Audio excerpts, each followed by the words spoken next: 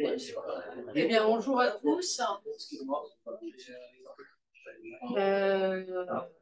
Je suis ravie de clôturer cette superbe journée avec mes confrères.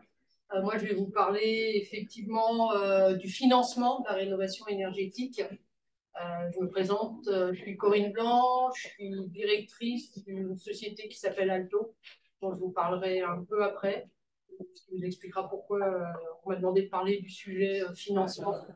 Et avant de trop parler, on va passer un petit film. On a eu beaucoup de présentations sur justement par les C2E.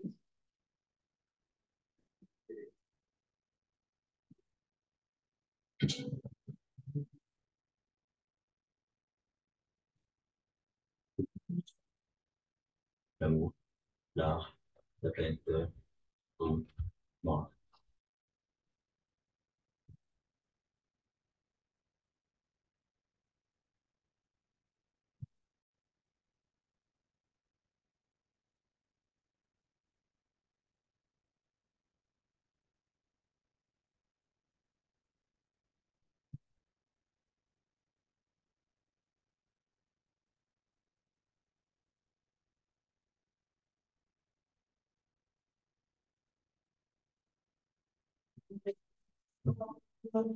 Et j'ai d'ailleurs indiqué que dans 3 ans, j'irai me baigner dans la Seine. Bon, qui c'est quel il est? J'en ai pas, moi. Très bien. Suivant, moi non plus. Bon. Et vous? J'ai une petite idée. Tu la gardes, hein. Déjà de regarder, hein. Pour l'habitat, un énorme chantier de thermique, parce qu'on a des passoires énergétiques. Est-ce qu'il peut faire une partie contre lui-même? Oui, nombre de joueurs, 0. Faire des économies d'énergie, ils auront droit à un prêt bonifié déductible et le remboursement sera inférieur aux travaux, au remboursement inférieur à ce qu'ils payent, enfin à l'amélioration de leur coût énergétique. J'ai une petite idée.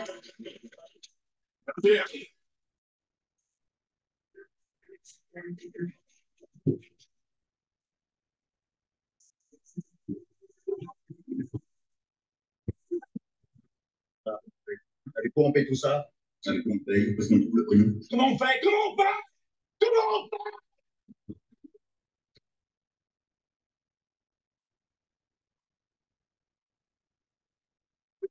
fait?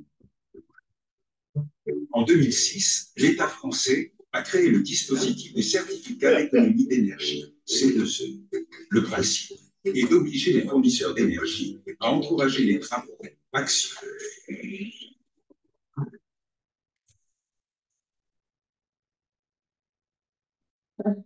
Oui, vous y avez cru, n'est-ce pas? Non. Rassurez-vous, on m'a chargé de faire court. Alors oui, l'idée est bien d'obliger les fournisseurs d'énergie à mettre la main à la poche. On disait toujours, t'arrives à de meilleurs résultats avec un mot gentil et un revolver qu'avec le mot gentil tout seul. En injectant de l'argent directement dans les chantiers de rénovation énergétique. Et vous allez me dire, quel rapport avec nous? Après tout, personne ici ne vend d'énergie. Revenons au C2E, le certificat d'économie d'énergie. Ça donne vraiment envie, vous ne trouvez pas? Soyons simples. En fait, ce n'est rien d'autre qu'une attestation remise par le ministère à celui qui rapporte la preuve qu'il a favorisé la réalisation d'un chantier de rénovation énergétique. Quand je dis favoriser, je veux dire offert de l'argent dans un jeu de promesses-récompenses. Or, il se trouve que ces attestations ont une valeur marchande qui repose sur l'obligation qu'ont les fournisseurs d'énergie, les vrais, d'en accumuler. Je vous la fais dans l'ordre. Nous promettons une prime à un porteur de projet de travaux de rénovation énergétique. N'importe lequel, vous, moi, une entreprise, un mairie de Nantes, votez au coin de la rue. Les travaux sont réalisés par un professionnel qualifié. Nous versons la prime promise à la personne, physique, morale, privée, publique, qui a payé la facture de chantier. Nous demandons l'attestation au ministère. C'est le dossier dont on avait parlé. Dès l'obtention, nous vendons l'attestation, tombe les C2E, à un fournisseur d'énergie. Limpide. Ceci dit, dans les dîners en ville pleins de profanes, le mieux reste de déclarer d'un ton expert mais détaché ce qu'un outil de financement privé de la rénovation énergétique. Limpide, certes, pour autant pas si simple. Figurez-vous que moins de 30 sociétés en France sont agréées par le ministère pour faire le taf. Là aussi, ça en jette dans les dîners en ville. Mais c'est toujours un peu sport de piloter son agrément entre l'approche très technocratique du ministère et le monde réel des chantiers.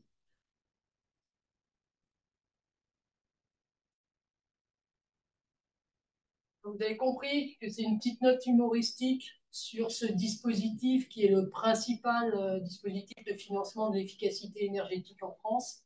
On remonte un peu à la genèse de comment on en est arrivé là. En fait, le message par rapport à tout ça, c'est que c'est un dispositif effectivement complexe qui fait couler beaucoup d'encre en ce moment. En particulier suite à la dernière mission de la Cour des comptes, qui, oui, établit que ce dispositif n'est vraiment pas simple. En fait, la vidéo explique, c'est qu'on est au carrefour d'une réglementation et de la réalité de terrain. Et quelques verbatim comme acteur du dispositif que j'aimerais partager avec vous, c'est que d'abord, ce dispositif n'est pas un moyen, mais c'est pas un but plutôt, c'est un moyen. C'est un dispositif qui aide en fait à raccourcir votre temps de retour sur investissement. Mais le début de la volonté de faire, c'est pas, on court pas après des C2E. On essaye de faire de l'efficacité énergétique et ce dispositif qui a l'avantage quand même de responsabiliser ceux qui vendent de l'énergie, ce que je trouve, moi en tout cas personnellement, assez simple, s'il est bien utilisé, est un dispositif qui est assez puissant. L'autre verbatim extrêmement important sur le financement en général de l'efficacité énergétique, c'est qu'en fait, on ne finance que quelque chose qui n'est pas obligatoire. C'est pour ça que, par exemple, tous les bâtiments neufs ne sont pas financés par ces dispositifs. Et donc, le message à beaucoup de maîtres d'ouvrage, c'est de dire n'attendez pas l'obligation pour rentrer en action, parce que quand c'est obligatoire, ben, finalement, vous n'êtes plus financé. Par exemple, on a beaucoup parlé de GTB aujourd'hui. Les financements de GTB tomberont quand justement les décrets d'obligation à la mise en place des GTB arriveront. L'autre message, c'est que le dispositif des C2E, vous avez vu tout le petit film, ça ne date pas d'hier, on est déjà à 10 ans. Il y a une vraie courbe d'expérience assez douloureuse, parce qu'elle a été d'expérience en expérience de comment maîtriser un tel dispositif, comment calculer comme il faut, comment choisir les actions à pousser, comment prendre en compte de la précarité. C'est un dispositif aussi qui a énormément, via le programme, aidé aussi à financer, pas uniquement des opérations, mais des actions un petit peu de fond de la communauté pour la maîtrise de toutes faire de l'innovation pour l'efficacité énergétique. Le message, c'est attention, parce qu'on en parle beaucoup, il serait idiot de jeter le bébé avec l'eau du bain, c'est-à-dire la courbe d'expérience, elle est de 10 ans. Il y a d'autres dispositifs qui sont entre guillemets un petit peu en concurrence ou en complément, comme la prime rénov dans le résidentiel, qui n'ont pas le même retour d'expérience. Et la fraude, parce qu'on en parle beaucoup, et je vous assure que nous, on y est confrontés et on est les premiers à en être victimes, la fraude, c'est quelque chose qui n'est pas intrinsèque au dispositif, c'est une question de maîtrise et de contrôle du dispositif. Le message, moi, à mon niveau, et c'est vraiment un avis personnel, c'est qu'un contrôle en amont des acteurs sera certainement à l'avenir beaucoup plus efficace qu'un contrôle en aval de toutes les opérations. L'autre verbatim important, et vous verrez pourquoi je l'ai, parce que c'est vraiment ce qu'on propose, une action très bien financée par les C2E n'est pas forcément une fraude. C'est pas parce qu'elle attire des gens qui vont trouver ça effectivement extrêmement intéressant, parce que c'est plus facile de passer à la décision quand on a un temps de retour de moins d'un an, voire de 0. On peut faire rimer opérations fortement financées avec qualité. Il suffit de le faire avec les vraies méthodes sérieuses des gens de l'ingénierie bâtiment, c'est-à-dire bien analyser l'opération, ne pas massifier bêtement en mettant la même solution partout. Si toutes ces règles sont respectées, on peut tout à fait, et la société que je représente propose régulièrement des opérations sans reste à charge, qui sont pourtant de qualité. C'est juste qu'on arrive au moment d'un financement qui est effectivement favorable, dans un cas favorable, avec une solution qui a été bien choisie, le besoin, mais pas forcément de la surqualité inutile. Avec ça, on peut effectivement faire des opérations très bien financées avec qualité. Donc la petite conclusion sur le C2E, ça reste un outil très puissant qui, non, ne prend pas directement dans la poche de l'État, puisque c'est les vendeurs d'énergie qui contribuent. La plupart d'entre eux sont du privé. Hein. Il y a un grand public qui est EDF, mais les autres, c'est Total, c'est Engie. Et l'État, simplement, à cause du C2E, peut rater un petit peu de TVA, bien sûr, mais pas par rapport à des dispositifs où demain, par exemple, on gommerait le dispositif C2E et on le remplacerait par un financement type une prime rénov universelle pour le tertiaire et l'industrie. À ce moment-là, c'est 100% de ce coût qui serait pris dans la poche de l'État dans une période où apparemment quand même l'objectif est quand même de trouver des économies sans renoncer. J'ai entendu un peu ce qui s'est dit là, cet après-midi, ce qu'a dit le Premier ministre. Il ne veut pas renoncer à la trajectoire efficacité énergétique, mais en fait, il veut le faire aussi en faisant attention aux contraintes. Donc, c'est un peu la quadrature du cercle.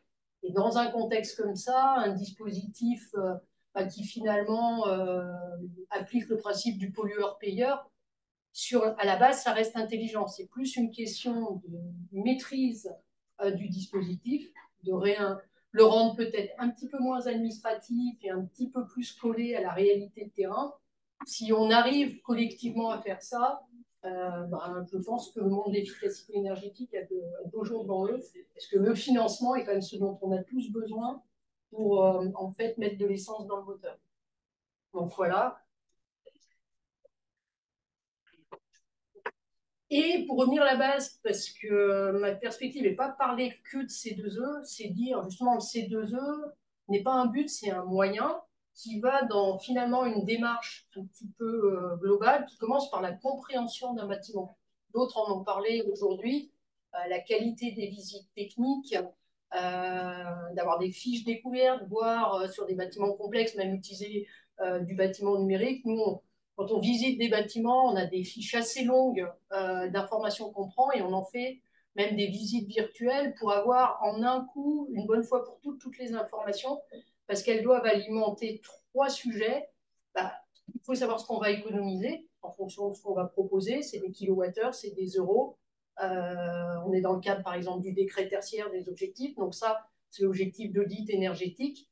Il faut savoir combien ça coûte. Et souvent, les deux sujets peuvent être déconnectés. On parle beaucoup de ce qu'on va économiser parce que c'est le monde de l'audit. Et moi qui suis plus dans le monde de la maîtrise d'œuvre et de la réalisation, souvent combien ça coûte est soit pas fait en même temps, soit pas fait avec les mêmes données. Donc, combien ça coûte avec les mêmes informations de quantitatif, de description. On fait un devis, un CCTP, un DPGF, un DCE. Et vient aussi en même temps l'ingénierie financière qui est, quand on fait du C2E, on peut le déduire du devis. C'est ce qu'on appelle l'inclusion de mention. Et soit dit en passant, c'est ce qui permet énormément de sécuriser quand même l'engagement sur le financement des économies d'énergie, parce que c'est la personne qui déduit le C2E de son devis qui non seulement va faire l'avance de l'aide, mais va s'engager à l'obtention de l'aide. Donc il n'y aura pas de mauvaise surprise quand on travaille de cette façon-là. Et quand on a les 3 informations en même temps, issues des mêmes données et adaptées exactement au bâtiment qu'on a visité, avec ça, opération par opération, on va être capable de façon fiable de dire quels seront les temps de retour sur investissement des opérations proposées. Et c'est ni plus ni moins que ce dont a besoin un maître d'ouvrage pour faire ses plans justement d'efficacité énergétique et choisir les bonnes opérations en fonction de sa stratégie. Et le temps de retour sur investissement, d'après nous, c'est vraiment une des clés de la stratégie efficacité énergétique. Il y a les OPEX d'un côté, les CAPEX de l'autre. La tendance dans le privé est de limiter au maximum les CAPEX et d'aller plutôt chercher des OPEX, soit de la sobriété, Citron en propose souvent dans ses plans d'audit, de la maintenance. Et après, en CAPEX, viennent les travaux lourds. On ne les oppose pas, mais dans une priorisation des plans d'action et dans l'idée qu'il vaut mieux faire quelque chose que ne rien faire du tout pendant des années, en fait, l'analyse opération par opération de ce qui peut être fait et en fonction des moyens que chacun peut y mettre, la logique souvent de CAPEX et de travaux lourds, c'est que c'est entraîné avec une opération que de toute façon il faut faire. Le bâtiment est en extrêmement mauvais état.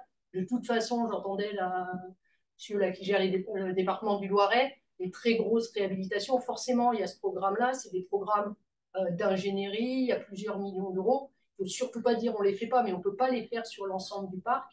Il y a toute une partie du parc, beaucoup de bâtiments, tout ce qui, de façon réaliste, qui pourra être fait, c'est des OPEX. C'est des petites actions. Le tout, c'est de bien les choisir, de bien les faire. Et ces petites actions en temps de retour de moins d'1 an, dans un cadre, on en a beaucoup parlé aujourd'hui, il y a beaucoup de contraintes réglementaires, le décret tertiaire, le décret BAX. On en a peu parlé, mais il y a aussi le décret sur les énergies renouvelables, le décret APER. Il y a aussi quelque chose que personne n'a cité, c'est qu'en 2027, tout le monde doit avoir isolé ses réseaux de chauffage en classe 4. Il y en a beaucoup qui ne l'ont pas encore fait parce que ils ont rechangé les chaudières, ils n'ont plus droit au C2E alors que c'était gratuit avant. En tout cas, il faut le faire, c'est obligatoire, donc il faut éviter aussi ces réseaux. Pour ceux qui ont raté, il y en a beaucoup qui l'ont fait, à 80%, c'est fait, mais il y a 20% au moins des réseaux qui n'ont pas encore été isolés au bon niveau par rapport à l'obligation de la sobriété énergétique. Les deux vont ensemble.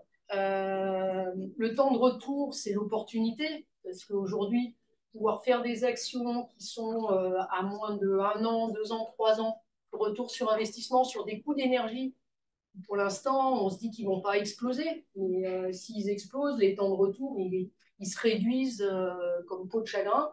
Donc, ne pas attendre, parce que tant qu'il y a l'incitation, on peut avoir des PRI aussi courts. Le jour où il y a les obligations, il n'y a plus d'aide. Tout le monde, en plus, dans le cas de l'obligation, se précipite pour y répondre au dernier moment. Et ça, ce côté non-planification, on l'a bien aimé parce que dans la journée, on a parlé plus de planification et les outils de Citron permettent de faire ça, d'avoir une vision de l'ensemble de son parc et d'arriver à planifier des opérations. Et sur 80-90% des parcs, ce sont des travaux, nous on appelle ça des gains rapides. Et la société que représente, en fait, Alto, fait partie d'un groupe de financement de l'efficacité énergétique, mais propose en clé en main justement tous ces programmes à moins de 3 ans. La GTB, la déstratification d'air des volumes de grands moteurs chauffés, l'isolation des réseaux, les isolations simples qui restent encore à faire, des planchers bas, des pompes perdues. La somme de toutes ces opérations permet, dans 90% des cas, d'atteindre la première étape du décret tertiaire, répondre au décret BAX. On peut y rajouter, on l'a mis aussi dans ce qu'on propose, la réponse en photovoltaïque aux obligations, mais qui permet aussi d'atteindre d'une certaine façon le décret tertiaire, puisque si on autoconsomme, ça rapproche de l'objectif des décret tertiaire. Si on n'a pas assez d'argent, on peut utiliser le photovoltaïque en tiers financement. Ça, on le propose pour justement aider en plus à financer le programme d'efficacité énergétique qu'on s'est proposé. En bref, il y a vraiment moyen de passer à l'action sans trop attendre sur des choses, sur des gros parcs importants, plusieurs sites, des dizaines de sites, voire des centaines, sur des choses qui ont l'air simples, mais qui peuvent être très bien faites et qui apportent des économies qui finalement amènent assez facilement aux obligations 2030 et à des économies du coup de 30-40%. 2 exemples, et je ne les ai pas pris par hasard, parce que pourquoi on est invité par Citron? Bien sûr qu'entre les conseils que donne Citron sur des visions complètes de parc et la vision du comptage, et la possibilité de conseiller justement tout un tas d'opérations, nous qui sommes des faiseurs, ça nous aide énormément. Parce que nous, quand on va voir les maîtres d'ouvrage, ils se disent oui, mais ils ont quelque chose à vendre. Donc le fait de travailler main dans la main avec les gens de l'audit énergétique et du comptage, ça permet de faire avancer la filière qui a du mal à passer à l'action. Le message, je le passe très fortement. Moi, je ne pensais pas un jour me battre même pour des opérations sans reste à charge, à dire mais si, faites confiance, ça peut être bien fait, et voir les années passer comme ça et le mur se rapprocher. Et on se dit si, la force de l'exemple, c'est voilà, on a été voir un groupe qui s'appelle Lagardère, qui n'a plus beaucoup d'argent à dépenser parce qu'ils ont été rachetés par Bolloré. Donc, ils n'ont validé sur une dizaine de bâtiments visités que les opérations où vraiment ça leur coûtait. Là, vous voyez l'exemple. On va déstratifier les 2 salles de spectacle, Folies Bergère, Casino de Paris. Quand vous irez voir des spectacles, vous lèverez la tête, vous penserez à nous. Donc, on va poser simplement 14 déstratificateurs d'air. Effectivement, leur réseau n'était pas calorifugé, donc on va faire un peu de calorifuge et d'isolation, ce qu'on appelle les points singuliers en chaufferie. Ça a l'air de rien, hein, ça coûte 66 000 euros. Eux, finalement, ils vont débourser 1 500 euros. C'est juste les points singuliers, ce qui sont mal financés. L'économie évaluée, c'est 310 MWh par an, 55 000 euros. Donc, c'est un exemple simple. Alors, on a visité pas mal de bâtiments de leur parc, hein. Certains, par exemple, n'étaient pas éligibles C2E, les établissements logistiques. Effectivement, c'est dommage, mais là, le programme était tellement cher qu'ils ne passeront pas à l'action. Je pense qu'ils attendront que la patrouille les rattrape. Mais là, on a pu entraîner cette opération. On se dit, bon, c'est toujours 55 000 euros de gagné et 310 MWh. L'autre exemple, c'est un exemple de GTB, donc des Crébax. C'est une société qui est à Saint-Ouen, qui a un site de 10 000 m², sont leurs bureaux, hein, ils sont propriétaires de leurs bureaux. Donc on leur a chiffré une GTB, chauffage, climatisation, éclairage, qui va communiquer, parce qu'ils ils sont utilisateurs de la plateforme Citron, qui va communiquer et envoyer les données pour le sous-comptage à Citron, qui fera le suivi des Crébax. Coût total 160 000 euros, reste à charge net 40 000, économie 15% sur les 3 usages. Alors, on s'est dépêché de le faire avant la division par 2 du coup de pouce. Là, aujourd'hui, s'ils avaient trop traîné, au lieu d'avoir un reste à charge de 40, il était plus important, puisque la prime C2E était divisée par 2. Et s'ils avaient décidé, même au-delà du 1er janvier 2025, ils auraient encore perdu 10% du financement. Donc l'idée, c'est pas dire faut se précipiter, c'est juste attention, les dispositifs effectivement sont changeants, parce que quand les gisements se réduisent ou quand ils sentent, les C2E sont gérés par une association qui s'appelle l'AT2E, qui édite les fiches standardisées. Des fois, on ne comprend pas parce que on croit que c'est un calcul fixe, mais non. Si le gisement baisse, la prime et les QMAC, qui est l'unité du C2E, baissent. Et des fois, il y a, à cause de ça, un peu une perte d'opportunité qui est, si le temps de retour est trop élevé, même un acteur comme Altavia, qui est une société qui va pas mal, hein, c'est une grosse société de communication, déjà là, ce devis-là, il a fallu se battre un petit peu pour qu'il lance malgré l'obligation. Donc le message, c'est essayer de faire bien de l'information. C'est pas parce qu'on dit attention, les aides vont disparaître qu'on veut juste pousser du commerce. C'est juste pour aider à ne pas perdre les opportunités que permet un dispositif qui finalement a distribué beaucoup d'argent. Quand cet argent a été bien utilisé, ça a permis des vraies économies dont je pense que les acteurs, s'il n'y avait pas eu ces aides-là, ils auraient renoncé aux réalisations. Et en 2 mots, pour vous expliquer qui nous sommes, le groupe ADENA, c'est un groupe spécialisé depuis près de 15 ans dans le financement de l'efficacité énergétique, supporté par le dispositif DC22. Et on a été racheté il y a 1 an par un groupe qui s'appelle EDIS, dont le nom est l'Allié des territoires, qui a 2 pôles. Il a un pôle d'ingénierie bâtiment, de la grosse ingénierie, au même type qu'Alterea ou Aegis. Donc, ils sont sur des gros projets, beaucoup de neufs, hein, et un peu de réno.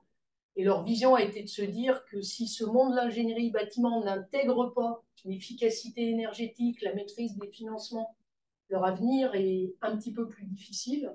Et l'autre chose qui est très intéressante dans le groupe EDIS, qui est d'ailleurs devenu un client de la plateforme Citron au passage, il gère aussi une vingtaine de bâtiments en concession en France, des aéroports, des ports, le port de Saint-Malo par exemple, des établissements culturels. Et du coup, Alto a été visiter aussi leurs bâtiments et leur proposer le même type d'opération que ce que je vous ai présenté dans les exemples.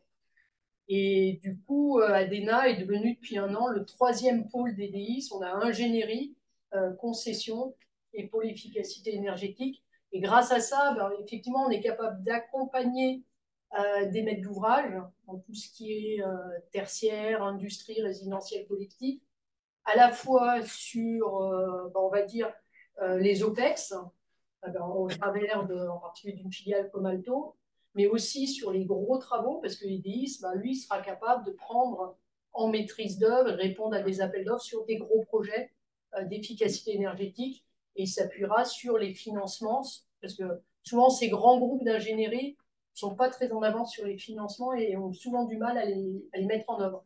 Grâce à ça, on a intégré un groupe qui a un petit peu toutes les cartes dans son jeu. Voilà. Très bien.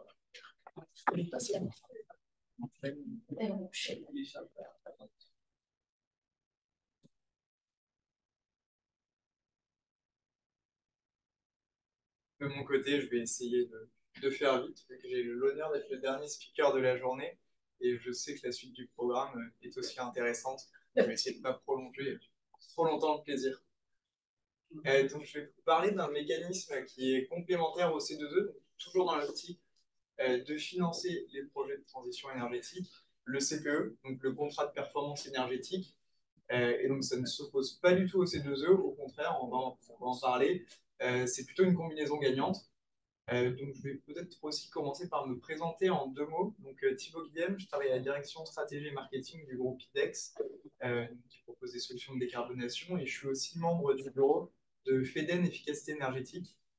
Et donc, pour ceux qui ne me connaissent pas, la FEDEN, c'est une fédération d'entreprises de la chaleur renouvelable et de l'efficacité énergétique qui regroupe un peu plus de 500 adhérents. Donc, ça va de la PME jusqu'à des grands énergéticiens que tout le monde connaît et qui sont présents sur toute la chaîne de valeur. Donc, quand on regarde un petit peu le parc résidentiel et tertiaire en France, les adhérents de la FEDEN couvrent 60 à 70% de ce parc, de la conception jusqu'à la réalisation des travaux en passant par l'exploitation maintenance. Et pour continuer avec quelques chiffres, c'est plus de 50 000 salariés et plus de 11 milliards d'euros de chiffre d'affaires par an. Donc, je vais garder cette casquette FEDEN sur la présentation, mais je pourrais bien entendu répondre sur quelques questions qui concernent aussi les métiers d'IDEX, vu qu'on est quand même un opérateur très inscrit dans la démarche CPE. Et le CPE, justement, donc pourquoi y recourir déjà, pour entrer rapidement dans le vif du sujet. Alors, vous le savez déjà, on a beaucoup parlé, les acteurs du tertiaire sont soumis aux exigences du décret tertiaire, des objectifs de réduction de consommation d'énergie très ambitieux, de même pour le secteur résidentiel, donc avec la loi climat et résilience, et pour aller justement apporter une réponse efficace et pertinente à ces enjeux, on a besoin d'outils structurants, et le CPE, justement, le contrat de performance énergétique, en est un, pour 3 raisons principales que je vous ai listées ici. Déjà, on sait que pour aller atteindre moins 40, moins 50% de consommation d'énergie, on va devoir combiner plusieurs gestes, et ça peut être complexe, c'est des gestes qui sont aussi techniques, qui requièrent de l'expertise, comme on a pu le voir précédemment. Et le CPE, c'est l'occasion d'avoir un interlocuteur unique pour vous accompagner sur ce sujet. Et cet interlocuteur unique, il va s'engager avec vous dans la durée, il ne va pas vous abandonner en cours de chemin, et surtout, il va s'engager sur la performance. Et c'est là-dessus que ça devient très intéressant. Donc pour vous, c'est vraiment cet opérateur est lié financièrement à la performance sur laquelle il veut s'engager. Et il va s'engager sur sa résultat dans la durée pour en assurer la pérennité, aussi bien vis-à-vis des actions qu'il va mettre en place sur le terrain, mais aussi, et on le verra, c'est important, vis-à-vis du comportement des usages pour éviter tout effet de rebond. Parce qu'on constate aussi que des fois, quand on fait une opération en one-shot, on a une réduction de consommation qu'on observe après 2 ans, 3 ans, et ensuite on recommence à consommer un petit peu plus, et finalement on se dit que 21 degrés ou 22 degrés, c'était pas mal aussi. Donc on essaye de travailler aussi sur ces effets de rebond pour assurer la pérennité de nos résultats. Je vous ai mis 2 chiffres, simplement pour le premier, pour illustrer que les CPE peuvent s'engager justement sur des objectifs ambitieux. On a donc des CPE, on va le voir après, qui dépassent les 40% d'engagement au niveau des économies d'énergie. Et on va aussi parler de décarbonation, parce que le CPE, c'est pas uniquement de l'énergie, mais c'est aussi du carbone. Et maintenant, on voit qu'on a à peu près la moitié des CPE qui ont à la fois un objectif de réduction de consommation d'énergie, mais aussi de réduction d'émissions de gaz à effet de serre. Alors, plutôt que rentrer dans le mécanisme en tant que tel, je préfère d'abord vous montrer que le CPE, ça fonctionne. Donc, on a quelques chiffres, justement, qui viennent d'une étude qui a été réalisée par la FEDEN. Donc, ça concerne 150 CPE qui ont été réalisés et ont été ensuite étudiés pour voir un petit peu ce que ça donnait. Donc, 150 CPE, pour vous donner une idée, aujourd'hui, depuis le lancement du mécanisme, on doit être à peu près 450 CPE lancés en France. C'est à la fois beaucoup, mais c'est surtout peu, en tout cas pas assez. Le point positif, c'est qu'on voit que la tendance est plutôt bonne et qu'il y a une accélération à recourir à ce type de dispositif. Le deuxième point, c'est qu'on voit que le CPE, ça peut concerner tout le monde. Donc, on retrouve tout le monde, excepté l'agriculture, pardon pour le petit graphe, mais au moins, on est exhaustif. Et on voit que l'essentiel, par contre, des CPE aujourd'hui sont portés par le tertiaire public, le tertiaire privé et le résidentiel, aussi bien en copro qu'auprès de bailleurs. Toujours sur ces 150 CPE, on a aussi été regarder un petit peu quel était l'engagement de performance qui avait été fixé quand on l'a lancé. Et vous pouvez voir que le gros du panier se situe de 15 à 30-35% d'objectifs de performance énergétique. C'est aussi cohérent avec la durée. En général, on est sur des CPE d'une durée de 6 à 10 ans, qui permet donc de rentabiliser ces investissements et d'en profiter aussi sur le long terme. On a bien entendu des engagements qui vont être aussi un petit peu plus longs. Donc, on a des CPE qui excèdent les 20 ans et qui vont fixer des objectifs de performance énergétique qui dépassent les 50%. Peut-être un petit commentaire, vous pouvez le voir en vert foncé, c'est les CPE qui sont passés par des acteurs privés, et en vert clair, donc ceux qui sont passés par des acteurs publics. Et vous pouvez voir, ça saute quand même assez rapidement aux yeux, c'est essentiellement des acteurs publics qui s'engagent, en particulier sur les projets les plus performants. Ça rejoint un petit peu ce qui avait été dit précédemment. Côté public, il y a eu des projets très ambitieux qui ont été menés. Notre constat, c'est que ces acteurs sont plus matures sur le sujet et ont lancé des programmes de réhabilitation sur des collèges, sur des lycées, qui comprennent des opérations lourdes, car dans pas mal de cas, c'était l'opération engagée et il n'y avait pas vraiment d'alternative. Donc c'est un constat qu'on a pu faire et qui se vérifie avec les chiffres ici. On le voit aussi quand on regarde les gestes qui sont déployés, vu que finalement, un CPE, c'est pas uniquement remplacer sa chaudière, mettre en place une VTB, on va compter tout ça et on va agir sur l'ensemble des leviers de la décarbonation.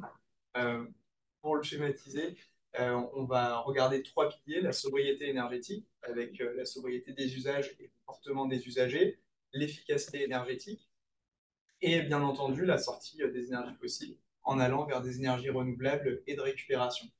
Et quand on regarde un petit peu ces 150 CPE, on voit que la quasi-totalité a été vers l'efficacité énergétique, vers des solutions de gestion, de régulation, aussi vers quelques modernisations d'équipements et de systèmes.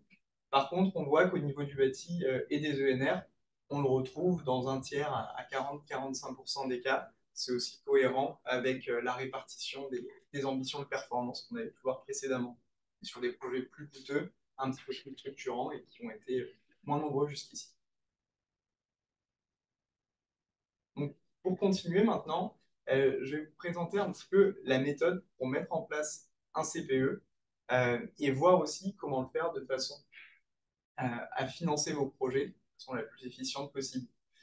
Donc, on l'a vu, hein, on peut répondre à différents objectifs avec un CPE. Il n'y a pas de bons et de mauvais CPE, mais il y a simplement des objectifs qui sont différents et on peut aller d'une dizaine de pourcents de réduction de consommation d'énergie à plus de 50%, suivant le bouquet de travaux qu'on va souhaiter mettre en place. Et en fait, c'est ça la clé du CPE, c'est être accompagné par les bons acteurs pour définir le bon bouquet de travaux qui va vous permettre d'avoir les résultats les plus pertinents et les moins coûteux, donc finalement d'optimiser chaque euro investi en termes de réduction de consommation d'énergie et de gaz à effet de serre que vous pouvez en tirer.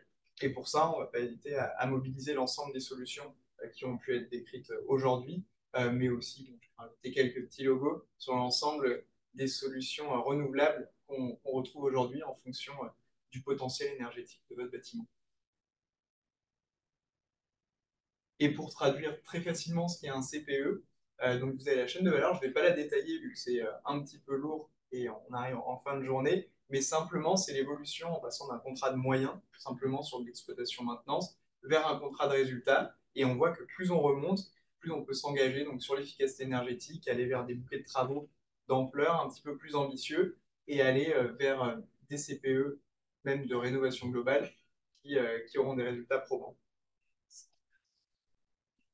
Je vais faire passer un petit peu plus de temps sur cette slide qui reprend un petit peu la même chose, mais en fait ici, vous allez voir, finalement, il y a deux principaux paramètres à prendre en compte quand on veut réaliser un CPE. Le premier, pour moi le plus important, c'est vos objectifs. Donc, quel va être l'objectif de performance énergétique que vous voulez atteindre? Le second, c'est l'investissement, donc qui est un vrai sujet. Mais on le verra ensuite, pour moi, c'est le paramètre de second plan, car quand il y a un bon projet, on trouve toujours les fonds pour le financer, ou presque. Mais ça, on va le voir juste après. Je sais que dans le public ici, il y avait une personne qui aimait avoir les prix. Donc, je vais vous mettre quelques estimations ici de coûts au mètre carré. Donc, vous pouvez le voir sur les trois types de CPE qu'on peut distinguer. Donc, c'est trois grandes catégories, un petit peu macro. Mais finalement, on a ce qu'on va catégoriser comme gain rapide, principalement du pilotage, quelques corrections assez rapides qui peuvent permettre d'atteindre 10-15% de réduction de consommation d'énergie pour un coût assez maîtrisé. Encore une fois, on est ici sur un coût indicatif, mais jusqu'à 100 euros du mètre carré. Ensuite, on va aller sur de la rénovation énergétique au sens plus générique du terme, donc avec du remplacement d'équipements. On va commencer à substituer des systèmes de chauffage fossiles par des solutions bas carbone, pompe à chaleur, géothermie ou autres, ou raccordement à des réseaux de chaleur. Et là, bon, les coûts vont être variables en fonction de la solution qu'on déploie, de 100 à 500 euros du mètre carré. Mais par contre, on peut atteindre ici des objectifs de performance assez élevés, jusqu'à près de 50%. Et enfin, on retrouve la réhabilitation lourde. Et là, je reprends tout à fait les propos de Corinne. C'est justement des bâtiments qui ont l'obligation d'aller vers ce genre de travaux. On le retrouve dans certains bâtiments tertiaires, mais aussi maintenant beaucoup sur le résidentiel, avec la loi climat et résilience, des objectifs d'étiquette DPE, que ce soit énergie ou gaz à effet de serre, à atteindre pour maintenir son actif sur le marché. Donc finalement, on a pu voir précédemment que le CPE s'appliquait à tous les segments, mais il s'applique aussi à tout type de projet. Et on peut aller d'un projet rapide à mettre en place avec des objectifs qui pourront être rapidement atteints jusqu'à des programmes un petit peu plus ambitieux, un petit peu plus lourds, mais avec, encore une fois, ici, l'accompagnement par un expert du secteur qui va s'engager aussi financièrement à vos côtés et porter, en plus du risque technique, le risque financier associé à une mauvaise performance. Et donc, pour revenir sur le deuxième paramètre, donc le financement, donc c'est un vrai sujet, bien entendu, notamment au niveau des CAPEX à déployer pour ce type de projet. Donc, c'est pas présent sur cette slide, mais finalement, on peut voir une méthode en 2 temps pour venir financer un investissement en rénovation énergétique. Le premier, ça va être de diminuer le reste à charge.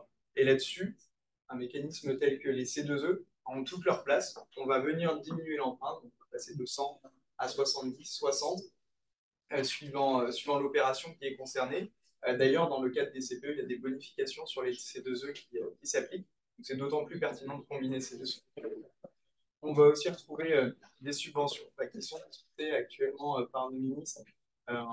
Et on espère qu'il n'y aura pas de coup de rabot sur, par exemple, le fonds chaleur, le fonds vert, donc tous ces mécanismes qui peuvent accompagner les projets de décarbonation dans le territoire. Et donc, ça va être la première étape où on va passer justement d'un premier montant d'investissement à un reste à charge qui sera diminué. Et ce reste à charge, on peut le financer en fonds propres quand on a la capacité. On peut aussi recourir au tiers financement. Donc le tiers financement, c'est l'opérateur privé qui va venir, lui, s'engager et ensuite le paiement sera différé, étalé dans le temps pour l'aligner avec la réduction finalement de la facture énergétique que vous pouvez attendre de votre projet. J'ai mis ici 5 atouts sur le tiers financement. Je vais vous les donner dans le désordre. Mais le premier, ça va être déjà les bénéfices immédiats que vous pouvez tirer de votre solution. Sous couvert d'une réduction de consommation d'énergie et de facture énergétique suffisante, le tiers financement, finalement, ce coût peut être absorbé par les économies d'énergie que vous allez générer. Il y a un deuxième cas qui est particulièrement intéressant, c'est que plus l'enveloppe d'investissement initiale est importante, plus la réduction de consommation d'énergie est totalement importante aussi, et donc le gisement d'économie le devient. Donc finalement, avec un programme plus ambitieux plus tôt, vous allez réaliser plus d'économies plus rapidement, et donc finalement sur le long terme, vous serez gagnant. Après, bon, il y a des arbitrages OPEX, CAPEX qui peuvent être discutés en fonction des structures. Et bien entendu, il y a aussi le fait que ce contrat va s'étaler dans la durée et aussi donc offrir une couverture à la fluctuation de la volatilité des prix de l'énergie, comme on a pu le connaître ces dernières années. Ici, c'est un petit peu plus calme depuis quelques mois. Et un commentaire là-dessus, parce que le tiers financement a été réservé pendant un moment aux acteurs privés. Depuis l'année dernière, les acteurs publics sont aussi éligibles au tiers financement via le marché global de performance énergétique à paiement différé.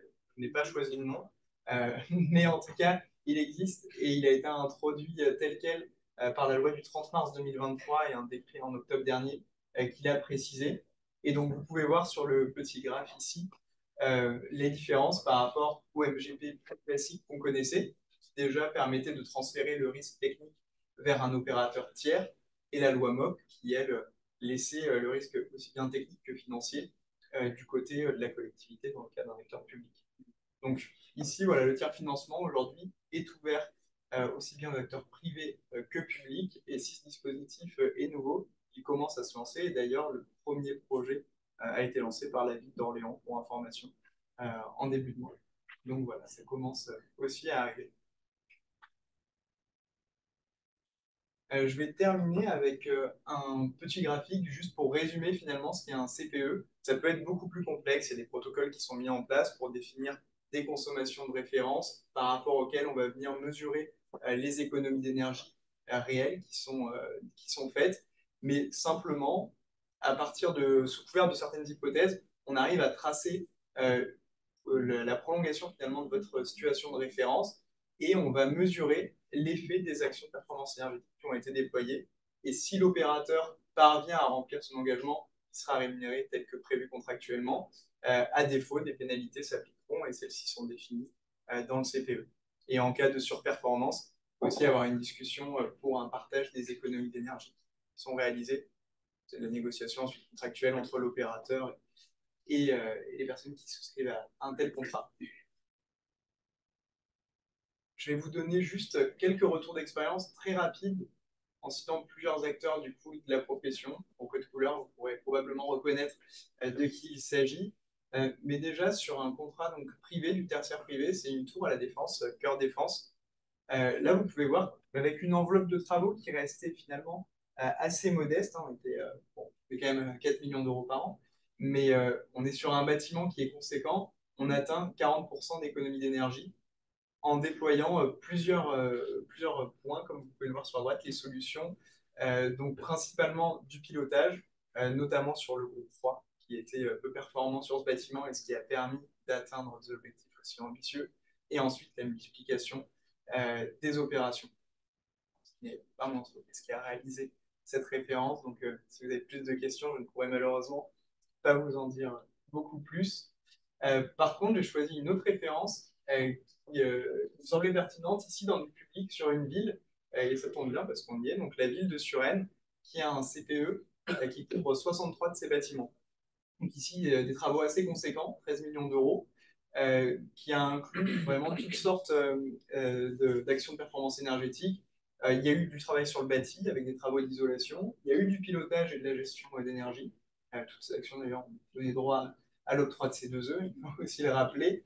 Sous couvert d'un engagement de 8 ans, l'opérateur ici a été capable de s'engager sur 18% de réduction de consommation d'énergie, avec un site vitrine ici qui était un groupe scolaire, le groupe scolaire Portillon, où on a frôlé donc les 40% de réduction de consommation d'énergie, avec quelques gestes spécifiques qui étaient pertinents pour ce site. Et je termine avec un dernier site pour vous montrer vraiment que le CPE peut couvrir du privé, du public, mais aussi des sites un petit peu plus spécifiques, comme ici le centre hospitalier de Grasse, où un projet d'un petit peu plus de 2 millions d'euros a été mené et a permis de réduire la consommation de gaz de 38%, une réduction aussi un petit peu plus modeste, donc de 12% sur les consommations d'électricité, principalement avec une restructuration totale donc de la production de chaud et de froid, en installant une thermofrigo-pompe. Donc, qui présente l'avantage de produire simultanément du chaud et du froid, donc particulièrement adapté à des besoins hospitaliers. Et ensuite, encore une fois, en multipliant les gestes spécifiques à ce site pour pouvoir exploiter son plein potentiel, et notamment la remise en fonction de production solaire, de CS, qui avait été installée et qui avait été abandonnée au fil des années. Donc, voilà pour le CPE. Le but, c'était vraiment de décrire un petit peu, couvrir un petit peu l'univers des possibles avec ce mécanisme. Je n'ai pas cité de référence sur l'habitat, mais c'est aussi valable, bien entendu, donc sur les copropriétés. Et vous pourrez retrouver d'ailleurs pas mal de références sur le guide qui est proposé par la FEDEN gratuitement. Si vous allez sur le site de la FEDEN, Vous retrouvez un guide spécifique pour la copropriété. Vous en retrouvez un aussi pour les acteurs publics et vous trouverez un guide plus générique sur le CPE. Merci beaucoup. On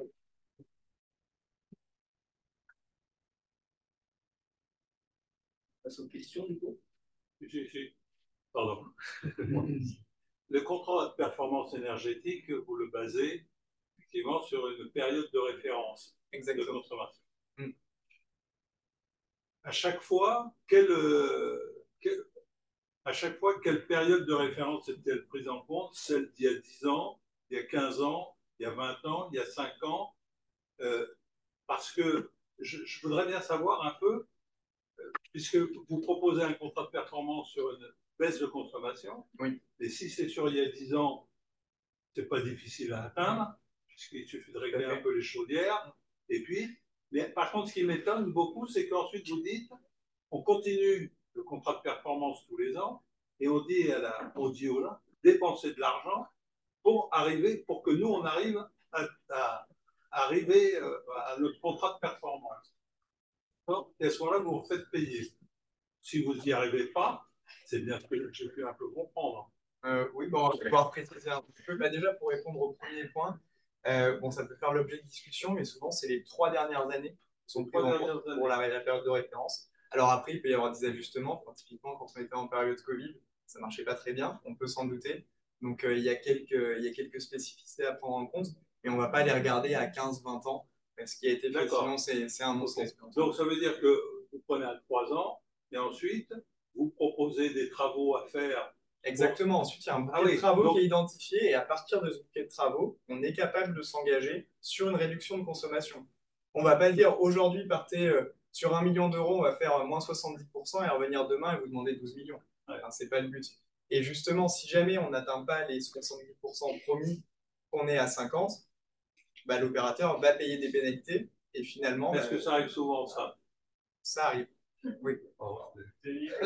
Ça arrive. Après, bon, il y a bien entendu des relations et des arrangements à trouver entre la personne qui contrat et l'opérateur. Il y a souvent des arrangements, c'est ce qu'on entend dans les copropriétés, mais avec les contrats de performance énergétique, il y a souvent des désaccords qui sont profonds entre l'exploitant et la copropriété. Parce que l'obtention des économies n'est pas au rendez-vous. Et en fait, finalement, c'est à la copropriété de prouver qu'ils n'y sont pas arrivés. Et s'ils ne peuvent pas le prouver. Alors, pour justement, là, ça me surprend un petit peu parce que justement, quand on s'engage dans un contrat de performance énergétique, il y a un protocole, le protocole IPMBP, c'est un protocole international qui doit être mis en place. Et justement, il y a des rapports qui sont établis pour comparer la situation de référence et les objectifs promis. Et donc, en fait, fatalement, avec ces rapports, on voit si on est conforme ou non aux réductions de consommation d'énergie sur lesquelles on s'était engagé. Donc bon, après, je ne vais pas encore une fois je ne vais pas faire une promotion totalement binaire du mécanisme. Il peut y avoir des cas d'usage un petit peu moins réussis. Des cas d'usage qui sont un peu limite, paraît-il. Hein, okay. Mais c'est vrai que le fait de faire des travaux à la copropriété et leur dire, voilà, il faut que vous redépensiez tant pour qu'on arrive, nous, à notre contrat de performance. Bah là, on sort du cadre du contrat de performance tel qu'il est pensé et on est, oui, sur des cas spécifiques où il y a une renégociation qui est mise en place pour tout un tas de raisons. J'ai vu qu'il n'y avait pas beaucoup de cas, mais il y en avait quand même dans l'industrie. Est-ce que le CPE peut être utilisé pour financer des projets de valorisation de chaleur fatale? Parce que c'est des projets pour lesquels il n'y a pas de CPE. Et en fait, les industriels sont confrontés au fait que c'est des très beaux CAPEX. Et donc, soit retarde ces CAPEX, ou un dossier spécifique, c'est eux pour monter. La recommandation dans ce genre de dossier, je sais qu'une société en a monté un, c'est les C2E, on a soit des fiches standardisées, soit quand le cas d'usage n'est pas décrit dans la fiche standardisée, on peut monter un dossier spécifique. D'accord. Donc, il ressemble un peu à un CPE d'ailleurs, parce qu'il faut faire de la mesure a posteriori.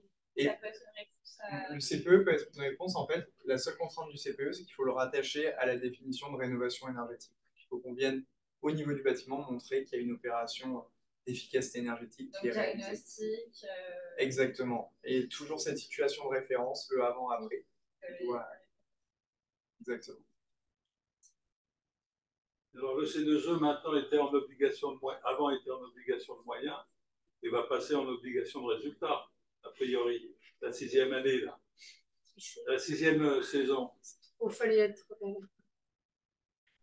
C'est pas moi qui Et à mon avis, on va y arriver. Effectivement, si M. Barnier vous continuez la politique la stratégie de la décarbonation et des économies d'énergie, on va être obligé de passer en obligation de résultat. Puisqu'il y a eu des chiffres qui sont sortis et qui prouvent que l'argent investi n'a pas fait baisser la consommation. Sur 4 milliards d'investis, puisqu'en fait, il y a les effets de rebond de toute façon, qui sont assez. Ça peut être un vaste débat qu'on pourra. Oui, faire à l'étage au-dessus. Pardon, excusez-moi. Il restait des questions où tout le monde peut passer à l'étage au-dessus, justement. Ouais. En ligne, pas de questions. En ligne, pas de questions, ils sont Parfait. mis-ponts.